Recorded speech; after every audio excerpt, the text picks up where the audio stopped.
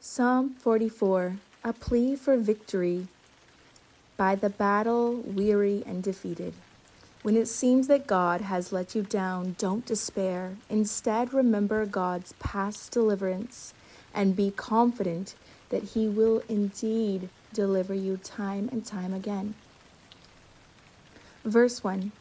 We have heard it with our ears, O God. Our ancestors have told us what you did in their days, in days long ago. With your hand you drove out the nations and planted our ancestors.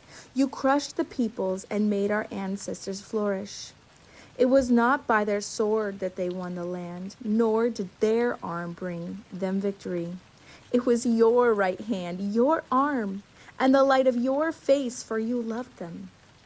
You are my King and my God, who decrees victories for Jacob. Through you we push back our enemies. Through your name we trample our foes. I put no trust in my bow. My sword does not bring me victory. But you give us victory over our enemies. You put our adversaries to shame. In God we make our boast all day long, and we will praise your name forever and ever.